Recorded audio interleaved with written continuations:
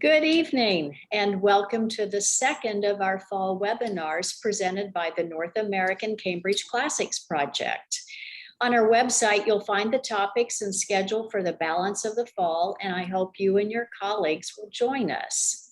I'm Martha Altieri, and I would like to welcome this evening Margaret Anne Gillis as our presenter this evening.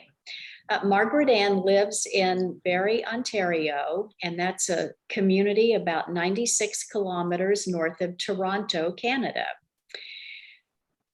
Margaret Anne is a long Cambridge user. She knows this course backwards and forwards. She has been teaching CLC since 1991 for 25 years at Barrie Central Collegiate, and then it closed in 2016. And then she started another Latin program at Innisdale Secondary School in 2016, where she continues to teach currently. And she has so many wonderful things to share with you this evening. And just as a reminder, in case you didn't hear it, we are recording this session, and it will be available at cambridgelatin.org in a few days. And if you need a professional development certificate for this evening's presentation, just please let me know and send your email to training@cambridgelatin.org, and I'll get a certificate out to you as soon as possible, meaning tomorrow or the next day. All right, so Margaret Anne, why don't you go ahead and get started? Very much. And allow me to say thank you to the NACCP for allowing me to speak to you about what has become the dominant project in the latter part of my career, which is looking at the House of Lucius Caecilius Iucundus. So if you have questions, I think Martha's going to look in the chat for them. I'm happy to answer as we go along. If there's something that really interests you and you want me to elaborate on it, please do. If you would like a copy of my PowerPoint, I'm happy to share that with you as well. If you see something that you might like to share with your students, that would be amazing for me. So let's just jump in. Here is Caecilius. We all know and love him. And I started studying the Cambridge Latin course when I was in high school. And this will just tell you how old I am. They were in little orange booklets, one stage at a time. And our teacher would dole them out one stage at a time so we wouldn't lose them. So here we have our cast of characters. You see Quintus and Caecilius and all of his chums who he does business with.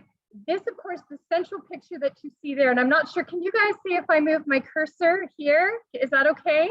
Excellent. Well, this is Caecilius as he is presented in the numismatic section of the Nazionale in Naples. And so this is the original bust that you see here, and of course the stele that came from his house. And one of the things that my kids always, are laugh about, of course, is that this is an actual Greek herm that you see in all of its entirety. So I wonder in many cases if Caecilius might have been Greek in his heritage. No. So this is a map of Pompeii. And if you go to Pompeii today, you can actually pick up a paper copy of this. I actually bring a paper copy back every summer when I go to Pompeii for my students, so that when we're talking about Pompeii, we have a big map that we all look at. And so here's the main entrance down here. This is the Puerta Marina. So when you come in this way, you come by, of course, our beloved Basilica, the Forum.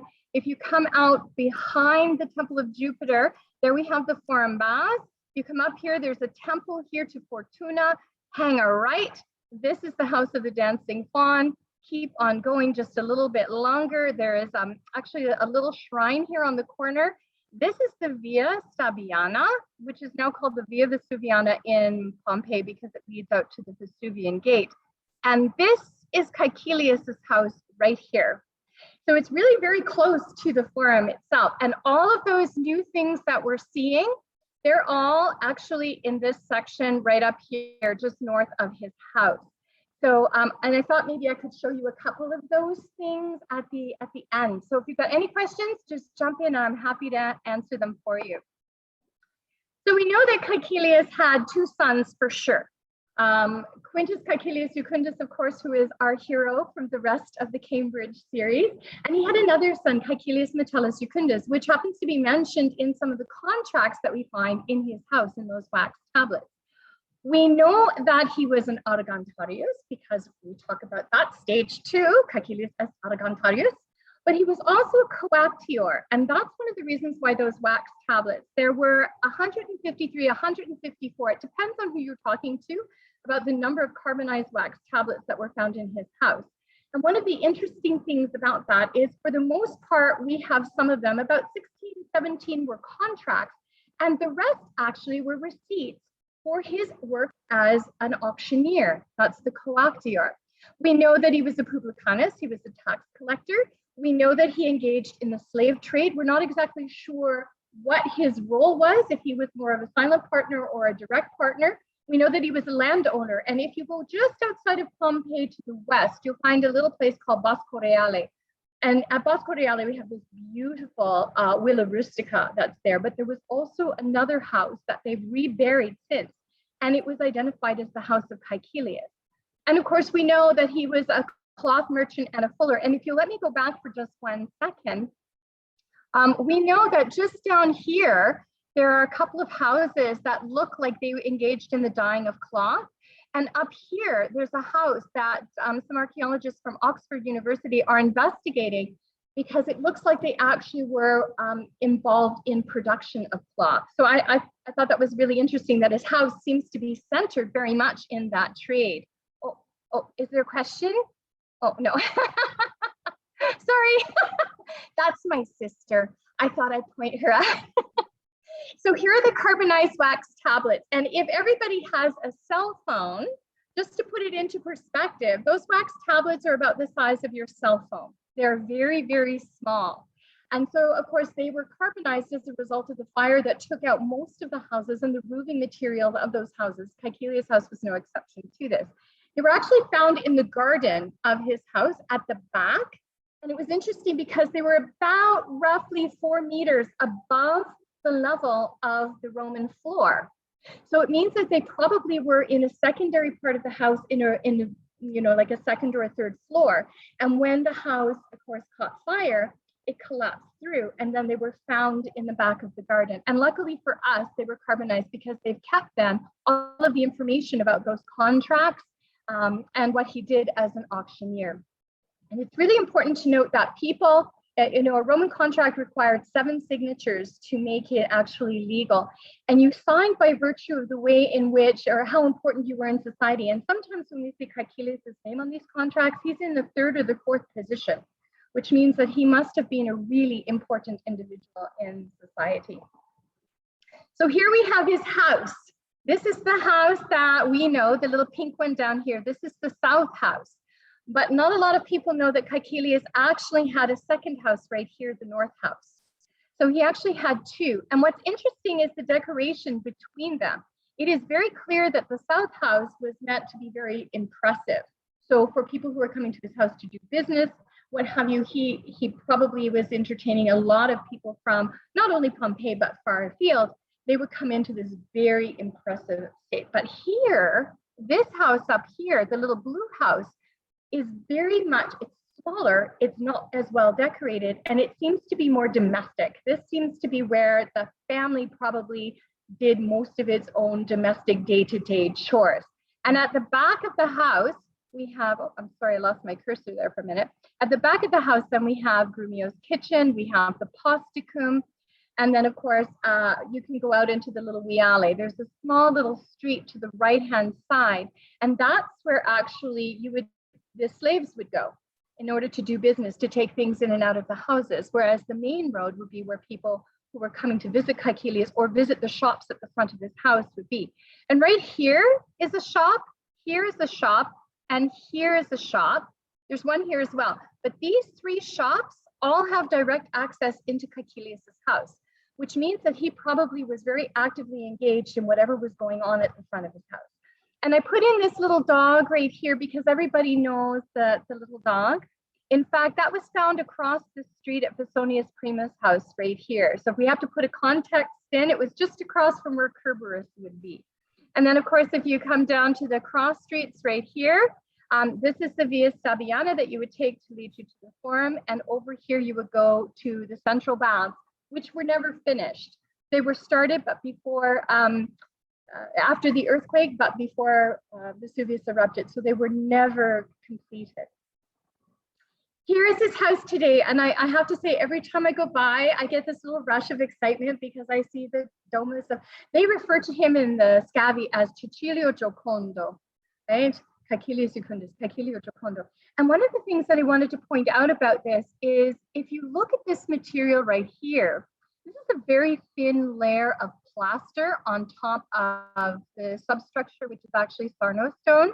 And it will just give you a sense of how dirty the air pollution is and what it's done to the outside, because that actually causes a decaying factor for that protective coating on the outside of the walls. And here you have his house. I don't know how many times I've actually sat across the street. And you know, it's very interesting because one of my friends is a tour guide in Pompeii, and she will say, you know, people ask all the time to go by the House of Kaikelius, and we don't even know why they want to visit this, because there are other houses which are more impressive. And so when you ask them, when you push them, they'll say, well, when I was in high school, I studied this course that talked about a guy by the name of Caecilius. And so I put her little theory to the test, actually. One day I sat for a couple of hours outside of the house. And everybody who came by, I said, excuse me, why did you pick this house? And 50% of them said, well, it's on the tour. We actually take it on the tour. You know, we have it in our head and it says, turn left here, turn right here, you will come to the House of Caecilius. But the other 50% would say, well, when I was in high school, I took this amazing course called Latin, and we studied Caecilius. And so there is this sense of, I don't know, there's this special presence that Caecilius has for people who study Cambridge and then go to Pompeii, certainly for me. So here are, if you take a look, you can tell that there is the front of the shop because it has the groove for the wooden doors that would close it off at the end of the day. You can see at the front here, you've got that bit of plaster. It is very precariously clinging to the front. A friend of mine who's an architect who's been looking at this for us says it's in need of some repair. Of course, if we look at the gate that's at the very front right here, it used to be recessed to that little step right there, but they moved it forward because people were putting their hands through the gate and pulling out the tesserae, which make the little Kerberos that we see in the front. So they had to do that to preserve the site. And then if I could, just around the corner from here, just on the back of this wall, someone definitely had studied Cambridge, and I'll show you that in a minute. You see this little opening right here? That is actually the overflow for the impluvium. So Andrew Wallace Hadrill suggests that, in fact, this part of Caecilius's house was remodeled. That at some point, perhaps Caecilius or maybe his dad, because we don't really know who owned the house ahead of time, but they think that maybe Caecilius or his dad had rebuilt and raised the floor. And one of my former students who's an architect said, well, that makes sense because you don't want to raise the shop. You get far more traffic from people if they don't have to step up into the shop, even in modern times, if it's right on the ground level. So this must have been a fairly popular place, particularly because it's leading out of town. And if you take a look up here, that dado work that you see on the front, that dates the house to about the late 2nd century. So we know that it was made from very sturdy stone. So if you take a look, you'll see that there's been a lot of work done on the house. And very, very sadly, during the Second World War, it had suffered some bombing.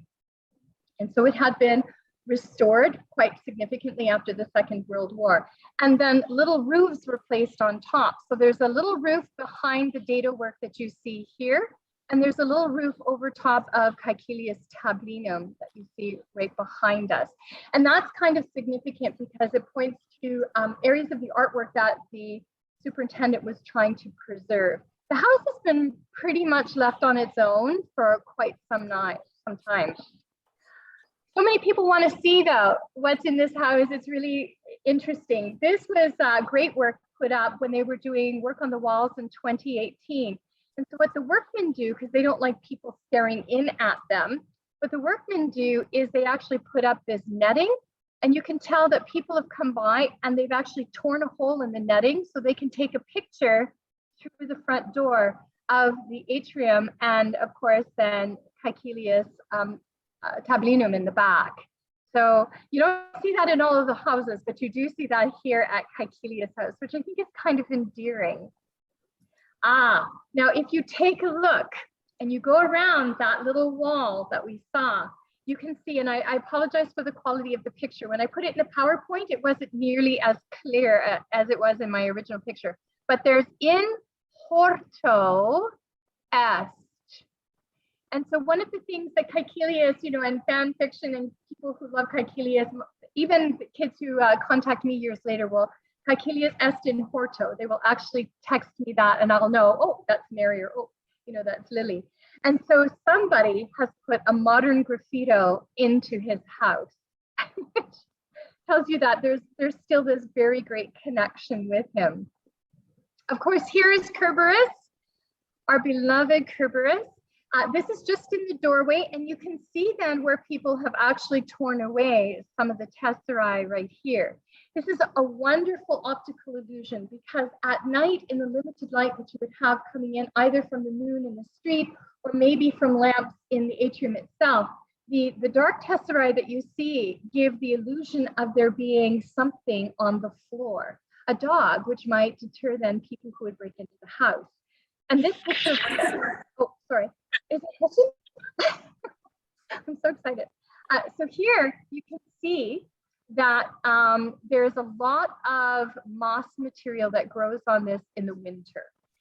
And that's because the house is really open. It's very humid there. It doesn't matter what time of the year it is, it's very humid. And so moss grows in the winter when it's cool. And then in the summer, the walls bake under the Italian heat.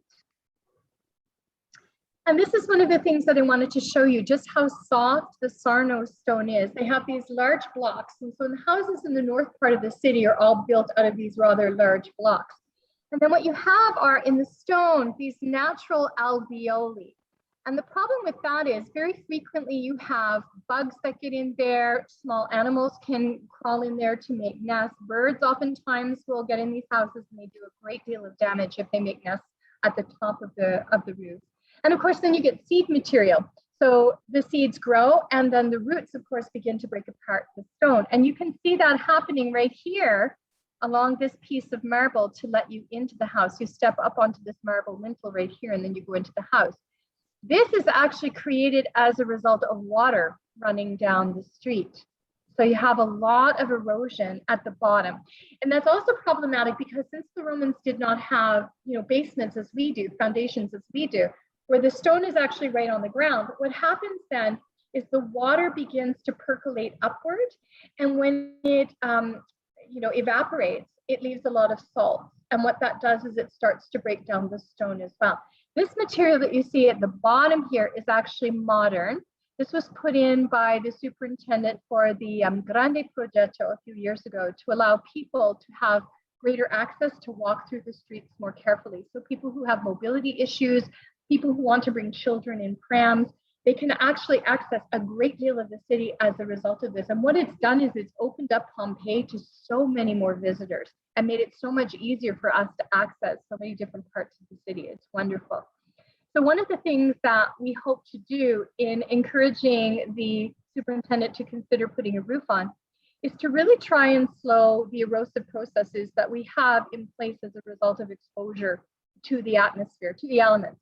And I think in the last few years in particular, we've seen climate change and the effect of climate change on these buildings in particular, when we had the wall of the gladiators that collapsed back in 2010. This was the very first picture I ever took of Caecilius House when I went to visit it in 1998 with my students. Oh my gosh, and that beautiful mosaic floor was covered underneath of all of this gravel. And I don't think anybody really realized exactly how damaging and how dangerous that was going to be to the beautiful mosaic that was underneath. And of course, these nets were here to capture anything that was falling from the roof. You know, and it makes your heart break just ever so slightly to think that the house, you know, was in a very precarious state a few years ago. This is where Caecilius' bust was originally. And you can see then part of the fresco that would have been on the wall, this beautiful Cinnabon, and I'll talk about that in just a second. So this is where Caecilius did business. This was his tablinum right there.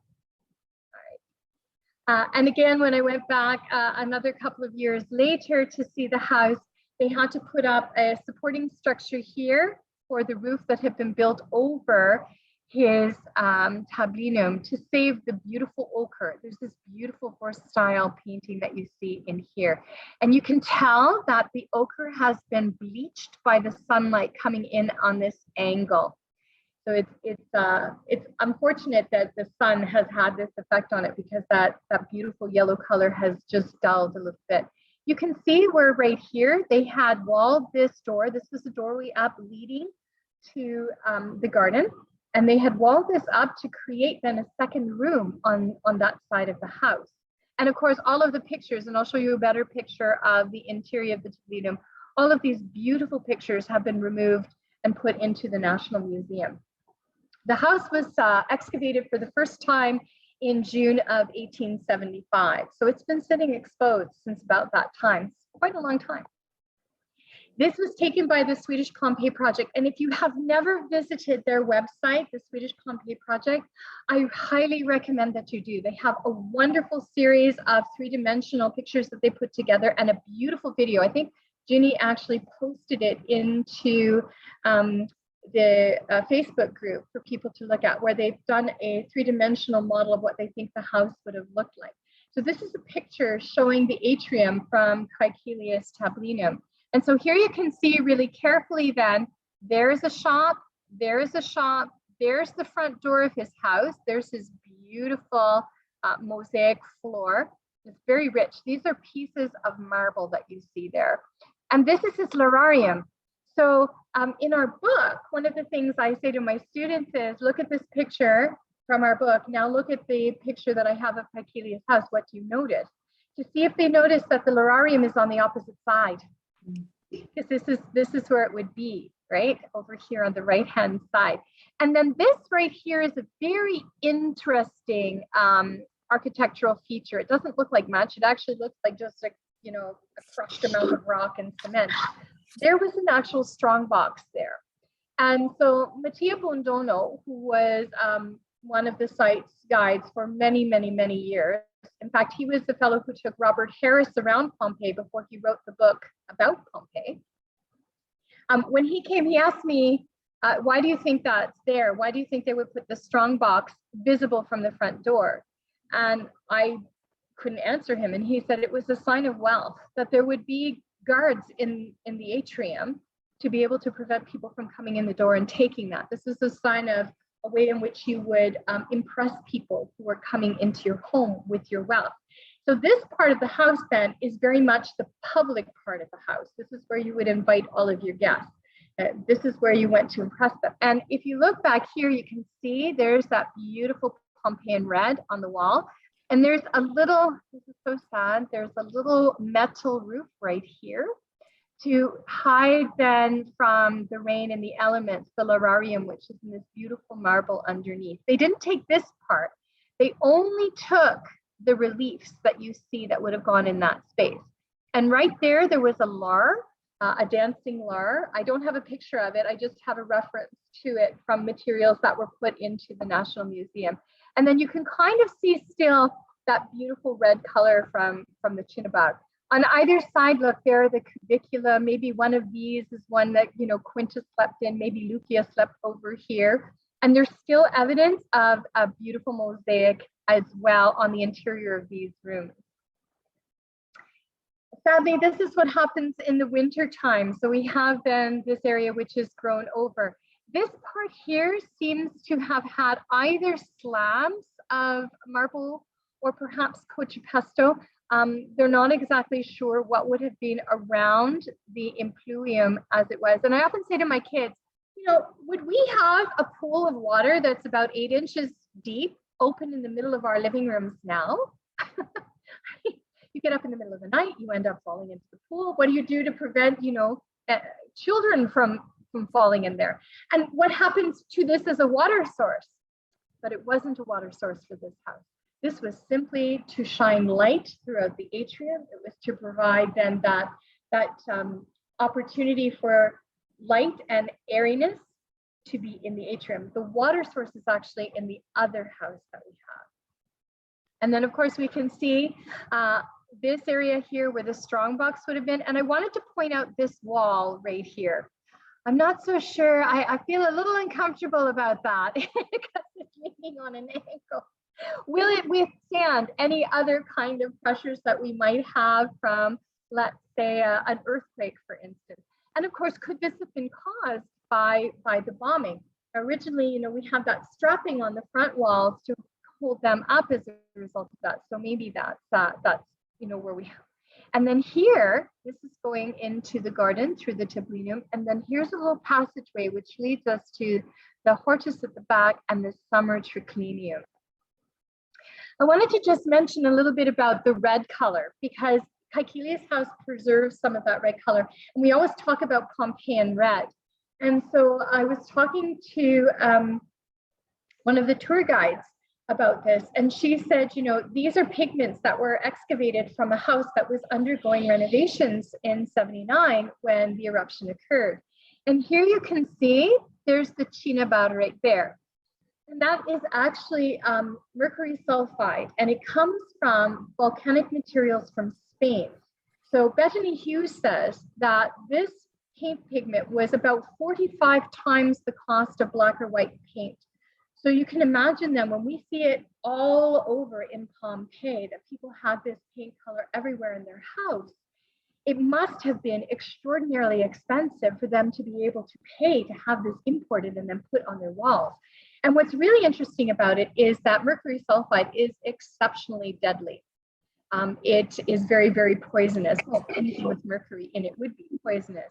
And of course, so thinking about then, you know, it got me thinking about how safe would it be to have this on the walls? I mean, we think now about, you know, houses 100 years ago having lead in their paint.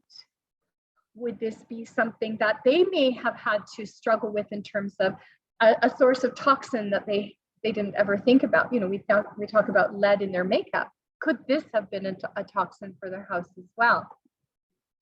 So here we have his lararium. And there would be where we would find those two precious reliefs. And those reliefs are very important as well. It's not just the wax tablets that we have that give us a whole indication of the commercial life in Pompeii. But those two reliefs then point to information, of course, that occurred during the earthquake of 62, if you follow Tacitus, or 63, if you follow Andrew Wallace Hadrill, who was convinced that if you look at the consuls list for that year, that in fact Tacitus got it wrong and it should actually be 63 CE. So when I'm talking to my kids about the earthquake that wiped out so much of Pompeii, I actually say 62 or 63. I use two dates simultaneously. And there you can see it just tucked away in the corner. So if you were in this shop, you could potentially look into this house and you could see then the lararium right there. And here we have the reliefs. This one we see all the time. This one we only ever see in pictures because it seems to have gone temporarily missing. The Nazionale has about 1 million pieces of artifacts and materials taken from all of the sites of Campania. So it would be very easy. And back in 1875, when they were doing the excavation, their records were spotty at best. And sometimes they would just send so many things to the Nazionale, it couldn't be processed in time. But what's really important about this is it shows us just exactly how devastating that earthquake was and how much of Pompeii was affected. Caecilius House seems to have survived, and I think in the northern part of the city, where the houses were actually made out of that really thick stone, it meant that they could withstand a lot of the pressures of earthquakes in particular. So this was the picture that I took back in 1998 of my students walking through the garden. At that time, we had to get special permission to go into the house. You still have to get special permission, of course, to go into the house today because the walls are very delicate. And they tell you right off the bat, you know, if you walk into that house and a wall falls on you, we're not responsible because you asked to go into the house. And what's really interesting, when I was there this summer, in fact, they're actually doing some work on the tablinum floor that you see here. because frequently what happens is it's not only the damage that comes as a result of the pooling water here, but frequently there is plant material that grows up. And so that plant material then displaces those tesserae. And so once the tesserae come out and water gets underneath, then what it does is it damages the stability of the floor. And so here is an interior look. It's the quality of the artwork, which is so, impressive. Small details, like these are very small details. And I took this picture of my student. This is Sarah. She actually lives in the United States now. She's a nurse, and she's 6 foot tall. So having her picture actually helps give a sense of exactly how high this room was and how high these rooms tended to be to allow the hot air to rise to the top and allow cooling air to be at the bottom. But also it shows you how impressive the artwork was and how really skilled and talented those artists must have been to recreate this artwork as you see here. In fact, in many cases, I'm not sure if anybody has had an opportunity to visit Oplontis, which is the house we think of Papaya Sabina.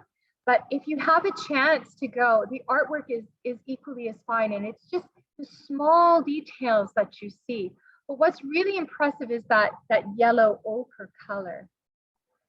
And then of course we have the fountain in the back, and there is a lead pipe. It still has a turning spigot, that's right there. And I always tell my kids, the reason why they have fountains is beautiful, you've got water, the sound of water, but it acts as ancient air conditioning.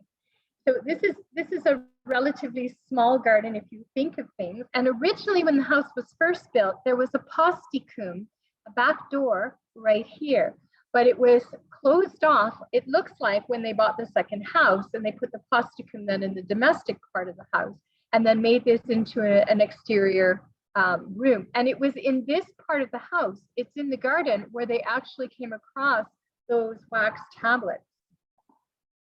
In the garden as well, now this is not from Caecilius's house, but they would have these little oscilla that would spin in the light, and you see them if you go to Herculaneum. This is from the new exhibit in the Antiquarium at Pompeii. And so they would have on two sides then this artwork that would spin and it would reflect light. So it would give you that sense of the garden being even more lit and even more decorated. And this is his summer triclinium. So this is the view that you would have from the summer triclinium across his garden. And here it happens to be the way they excavated the house. In many instances, they didn't clean out materials from the room. They left them in situ. And so here you can see just a little amphora that's tucked into the back by a cymbelia. But you can notice then the beauty of the floor. Again, it's the fine quality of the mosaics. And this room is also roofed because there is some fresco work still on the walls. This is the entrance to the second house, and it looks so not impressive. But when you think about the engineering to cut through a wall between two houses made of this very heavy Sarno stone, that's very impressive. And today what they do is they actually have, this is a piece of wood, and the wood is lined in lead. And what that does is it tries to reduce the damage done to the wood by the elements, right? As most specifically by the humidity and the rains that you have.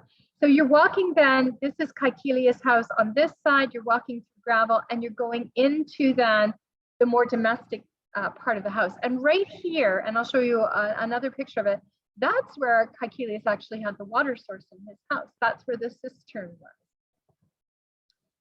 And this always makes me sad when I go because this is the entrance to the second part of his house. So would these have been closed doors entirely? Would they have been opened? Would this have been where they would have received people, maybe family members, relatives coming to visit? The floor is in very bad shape because on this side of Caecilius' house, instead of those beautiful mosaics, which would have cost a lot of money to have put down, we have what's called a cochapesta floor. It's the linoleum of the ancient world. And the plant material which you see behind me right there is a lot of ragweed, a lot of weeds. My allergies act up very terribly when I go, and they're about as tall as me. I'm 5'3", just to put that into perspective. And so what you lose then is this beautiful little impluvium right here with this lovely little marble possibly a fountain, we're not exactly sure. Again, there's the entrance and it comes up. So it's actually at an angle, which means then that it's very likely that Caecilius had lifted the level of the floor in the south house. And at the back, so what we have over here, we have a series of storage rooms. We have a winter triclinium. We have a bathhouse, and we have Grumio's kitchen in the back. So here you can see a picture after the Swedish Pompeii project went in, and they did the excavation for this whole insula back in 2010. And they are posting constantly information. There's going to be a book coming out on the House of Kaikelius in the next little while. COVID slowed things down, but hopefully that will be produced in the next little while. So you can see then how small this house was by comparison. And you can see just the angle of the floor here. These are just random ceiling tiles that had fallen in and were left in the house. And this is Cocha Pesto. And I didn't know anything about it until a couple of years ago. And what it is they take broken pots, so, you know, amphorae, anything that's a pottery based, and they smash it up into little pieces. And then they mix it with the same material that you would use in cement. And they mix the two together, and then they pound it down, much the same way that we put down pavement on a road, right? They press it down using a great deal of force. And this comes to give us a very flat, a very fine surface called Cocha Pesto. Sometimes they will embed little bits of marble in it to make it look a little bit more impressive. And you find it throughout Pompeii. But what happened as a result of the eruption, the earthquake, the eruption, is that it's not a very durable floor because it's made up of all of this little bit of material that's been pounded together. And so frequently what happens is it breaks up and it literally blows away, or it's swept up by archaeologists when they go into the house. And so the North House of Caecilius house seems to have been floored with this material. Here is his well. And if you take a look, you can see where the rope marks are, just putting down the bucket into trying to retrieve water from the well. He did have running water. We saw that in his garden because he has a fountain. So he did have running water in his house. But on this side of the house, it seems a little dubious as to whether Grumio had access to running water in his kitchen. The fine work of look at this at the top. We oftentimes will see this kind of really exquisite work at the top of walls in our houses, right? When we put those moldings on, well, you can see that creative molding here. And of course, then this material, if you take a look, you can see all of the plants. And this is one of the reasons why roofs on the houses in Pompeii are so important to the preservation of the site. Because without it, what happens is you have all these plants that break down the top of the roof. The wall, and then as the wall begins to crumble, all of the artwork underneath of it begins to crumble as well. This was Caecilius' private bathhouse. So he probably went to either the Stabian baths, he was closer to the forum baths, he probably would have used the central baths, which would literally have been across the street from his house, but he had his own private baths in his house. So that points then to a certain, he had a lot of money in order to be able to do this, but did he make use of them? Did the family members make use of them? We know that they probably would have wanted to go to the baths on their own. And here's Grumio's kitchen. These are two of my students from 1998. This young lady here is a lawyer now, and this young lady right here is a physiotherapist. And this is Grumio's stove right there. So that's where Grumio would have been cooking. And behind them, and I've become kind of fascinated by this now. So every time I go to Pompeii and I go into the kitchen, I'm looking for it. But right behind them is the latrina. And so I asked, looking at the kitchen, literally the latrina is right beside the stove where they're cooking and where they're preparing food. And so I asked the question, where's the running water? How would this have worked? And in Caecilius' house, and many of these houses, in fact, there wouldn't have been running water in the kitchen. He would have probably sluiced it out using water from the kitchen. And it was actually, believe it or not, just a cesspit that would have been cleaned out. And not far from Caecilius' house at the end of the road, where they would go outside of the city gates. It was actually a law in Pompeii that you had to clean out the material from your cesspit and take it outside the city walls to dump it. There's actually a fresco a mosaic that was put on the wall. And the person had actually, who owned the house on the corner, had actually put up a sign saying, please don't dump your material here, take it outside the walls. And unfortunately, because as I had mentioned, the house had been bombed in the Second World War, this is all material that was put in after the Second World War. And so you can see the cracks in the walls. Isn't it interesting that things that were built by the Romans more than 2,000 years ago are still withstanding the pressures of time? And yet things that we have, a half a century, more than half a century ago are just still, showing the ravages of age. So we have a lot to learn from the Romans still. And one of the things that Caecilius House has that only one other house that I've seen in Pompeii has is this basement. What struck me was that there was a single shoe. Why there would be a single shoe, I have no idea. But there was an actual basement. And so it looks to be like there may have been a lower part of the house. And then when he raised the floor, he was able to create a small part of the house where maybe he kept important items, maybe there were good wine, something kept underneath. But this is just off the cellar at the bottom. And you can see the really fine artwork. All the house was painted. His entire house would have been beautiful, I think, with just the quality and the amount of paintings that we had seen. And this is one of my former students, Leda, who graduated in 2010. And she and her mom went in 2019 and they wanted to see the house. But of course, as you know, all of that excavation that has currently been going on for the last few years as part of the Grande Progetto project was just beyond Caecilius House. So what they did was they gated it off with this gate. But as many people do, they want to see where Caecilius House is. And so they went up, Caress and her mom went up to the gate and took a picture so she could say, hey, I went by Caecilius House. I tried to get there. Another one of my students sent me a picture very similar to this to say, when I went to Pompeii, I really tried to get to Caecilius House and I wasn't able to. And you can see Vesuvius just here in the background.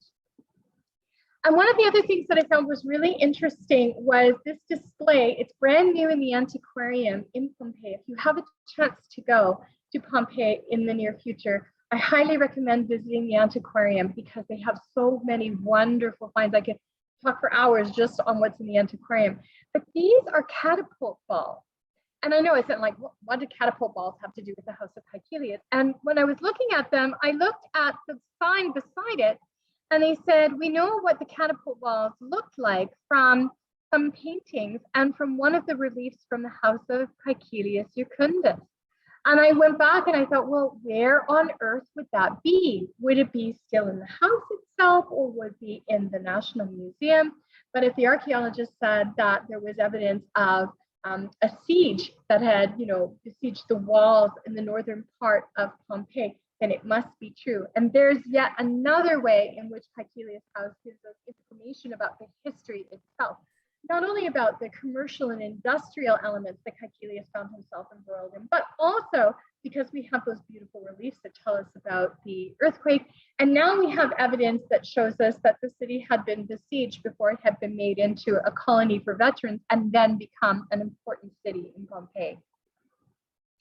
And so just very briefly, I'm working on a project currently to try and build a roof over the House of Caecilius.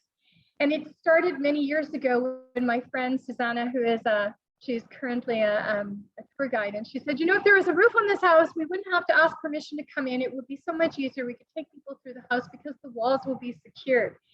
And so it's very strange. I had a student who applied to Cambridge and one thing led to another. And all of a sudden, the next thing I know, I'm in Pompeii in 2015.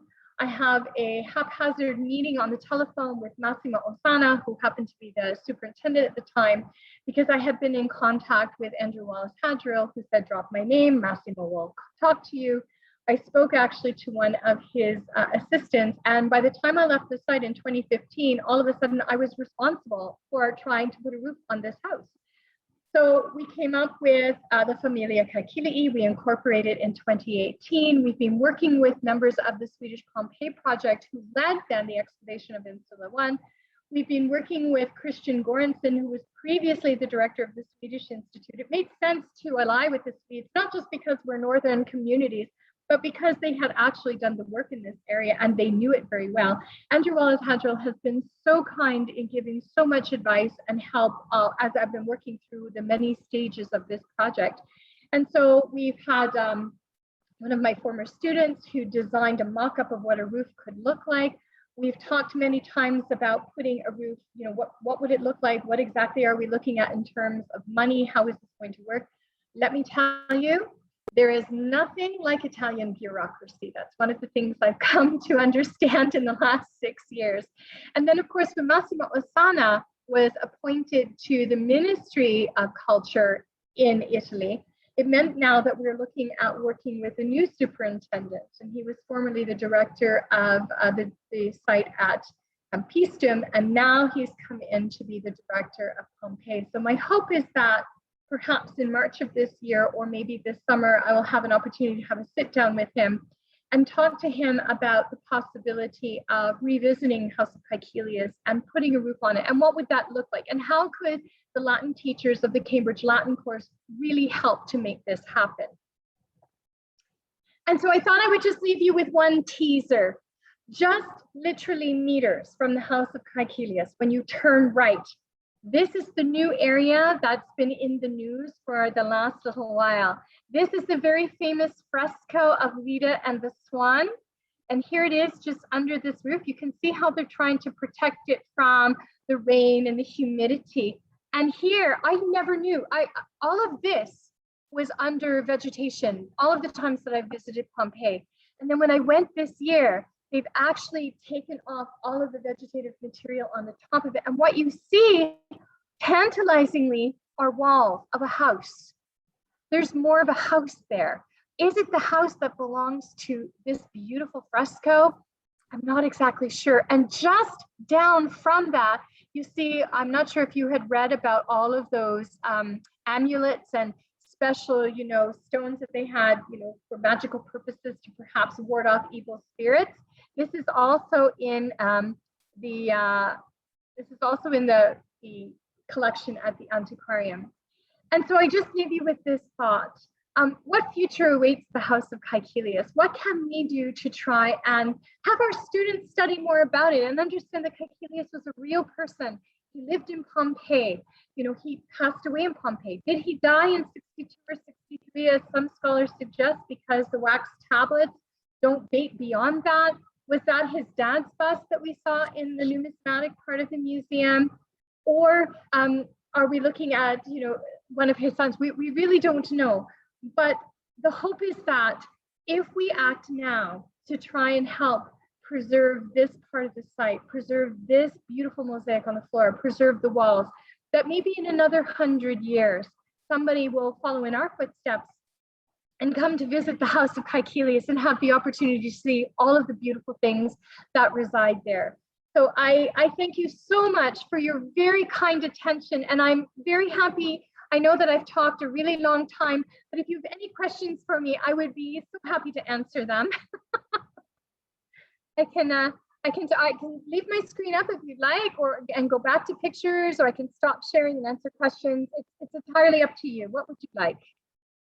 Yes, if anybody has a question, please don't hesitate to unmute yourself and just ask Margaret Anne. We're a small group this evening, and she would be happy to answer any of your questions. You don't need to put it in the chat. I guess one of the questions I have is how does one go about donating to this project? How easy is it for us as American teachers? That's the biggest question of all. And as I've started to look into this project, you see, you have to be incorporated in every country in which you collect money in order to be able to give tax receipts. That was the first thing. So if you give money to the Familia Caecilii here in Canada, where we're incorporated, we can't give you a tax receipt for that. So our whole ambition around crowdsourcing kind of took a back seat while we were looking at, well, how do we then set up a group in the United States and a group in Britain where they could start to raise money to be able to put this toward it so that they could give tax receipts to teachers there. What I would like to see is, and I am, we've talked a little bit about this with Cambridge. But I'd love to see Cambridge itself, the publishing company, as a registered charity in the UK, perhaps set up a branch where we can all contribute to that, whether we want a tax receipt or not, and have it go into a central pool that can be managed by their group. This is a really huge enterprise, and it's going to take a while for us to be able to raise the appropriate funds. The last time I was there, they were talking somewhere in the ballpark of €1 million, which is significant, but it has to do with the amount of restoration work that would have to go into not only the walls, but into building the roof as well. And so down the road, that's what I think we should look at doing, is trying to set up then these subsidiary groups and working with Cambridge Press to try and help us put together the funds, because it's going to take a while. Oh, yes, absolutely. And James had a question for you. Do we know when Caecilius's house was expanded? No, that's very interesting. We don't. And even within the artwork that's in the interior, it's really difficult to say. We don't know if he bought it, if his dad was there. That information is not there, because the materials found inside the house by the excavators seems to point to the fact that what was left in the house was things that people could buy easily. So domestic items that could be replaced easily. The house seems to have been plundered. So any kind of information like that is absent, unfortunately. I'm sorry. Yeah, and Joseph says this may have been covered previously. I came in late, darn time zones. But do we know definitely whether the house had a single story or 2 stories? We know that it had 2 stories. It might have had 3, generally 2, because the wax tablets were found 4 meters above the ground level on which they were walking. So archaeologists are saying that had to have come from burnt materials that had collapsed down from the house. And this is part of the problem with Pompeii, right? We only have 1 story. So 2, 3, we have to look to Herculaneum really to give us some kind of insight as to what it would have looked like. Mm-hmm. And Elizabeth, do you want to just ask your question? You don't need to put it in the chat. Sure. Hi. I was just wondering, I'm really intrigued by the information about the additional son of Caecilius. And I know it's really hard to find information about, his father and sort of the transition from former slave to freedman and so forth. But is there any source that we can go to get even little snippets of information about additional family members? The wax tablets are in the corpus, the CIL. I forget the name. It's so late. I forget the name, but they're in the CIL, all of them. And so what people have done is they've been picking through the information from the auctions tablets. That's about all we have at the moment, unfortunately. So it's very spotty at best. We can't really tell if there were more children. We're not exactly sure the name of his wife. It's kind of sad, because it's like when we take for granted that we know that, we know something, but we don't write it down because everybody knows it. And then, of course, 2,000 years on, well, where did that information go and where could we access it? So sadly, that's the only place that I could suggest would be looking at the auction receipts in the CIL. Thank you. Yes, thank you. Does anybody else have a question for Margaret Anne? I can't, I guess I could, can I look through the chat? Should I look through the chat? But I've been watching it pretty closely, and I think I have brought to your attention anything that's come through the chat. So I think we're good there. You might just let them know. I mean, you have made so many trips to Pompeii. You might just give them a little bit more of your personal experiences with Pompeii. We still have just a few minutes. Oh, I would love to. I am about to make my 50th tour to the site next week. I'm doing professional development in Italy with a group of archaeologists next week. And I'm really excited about that. So I've been so fortunate to have been able to go through Pompeii with Andrew Ellis Hadrill and Mattia Bondono. My friend Susanna takes me through all the time and points out all of the new things that have come to light as a result of recent archaeological excavations. Sophie Hay has been very kind in providing me her research on the site. Every time I go, and people will say, aren't you bored? Like, how many times can you visit Pompeii? But every time you go, there's something new that you've never seen before. The area behind the forum where you have not only the basilica, but now the House of the Championette. You can actually walk down that road and come to the triangular forum and the entertainment district much more quickly now because it's been open. There is a new house, believe it or not, and I hope to see it next week, that has 2 floors. We don't have a house like that in Pompeii, but it actually has 2 floors. The crypto portico shows you exactly all of the different levels that you can find for a house. And the crypto portico has a beautiful basement where we can see graffiti made by children, for goodness, on the walls in the basement. And it had its own private bathhouse. The house of Giulia Felice is not to be missed. It's at the very end of the Via dell'Abbondanza, and it's beautiful because her house was turned into a really high quality inn. This would be a 5-star inn, and it's over by the amphitheater. And of course, if you are so inclined, you can find wine, which is made from the grapes which have been planted in Pompeii. And this time every year, they're harvesting the grapes in Pompeii, which are still grown in the Scavi, and they make a wine called Villa di Misteri. So you can find, there are not many bottles and they are a little bit expensive, but there is wine that's available from the site. And when I retire, because I am set to retire in June of this year, I will uncork the bottle of Villa di Misteri that I brought back to celebrate my 31 years in the classroom. So it's not to be missed. If you have an opportunity to go to Pompeii with your students, take them, ask for extra, pay your guide extra money to take you through those areas of Pompeii that they normally wouldn't take you through. Your kids ask questions and the tour guide gets a sense that they are interested in the site. You will see wonders that you would never have seen if you'd gone with just a regular guide. They will take you over to see where the plaster casts are. They'll take you down into the hypogeum underneath of the amphitheater. It's an extraordinary site, and you can visit it time and time and time again, and the wonders that keep coming out of the ground are spectacular. Yeah, I'm so honored to have had an opportunity to go.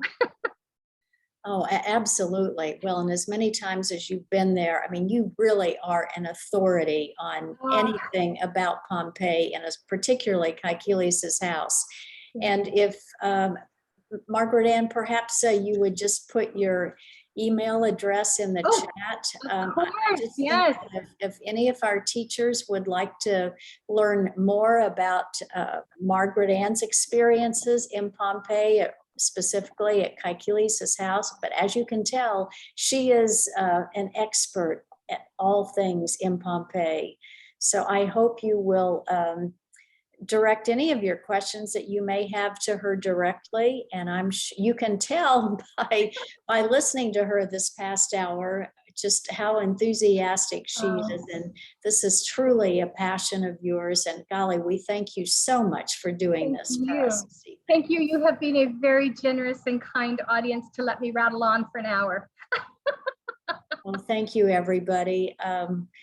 Have a great evening, and as I said at the beginning, we hope that you will come join us for our other fall webinars that you can find on our website, cambridgelatin.org, and I will be happy to get a certificate out to you if you need one for this evening's presentation. And please get Margaret Anne's email address to ask her any questions that you may have about her wonderful experiences over the years in exploring this area. I'm happy to share my PowerPoint if you'd like it. So that's awesome. Yes. And thank you. Thank you. Thank you. Thank you. Have a great evening, everybody. Take care. Good night. From Canada. Bye.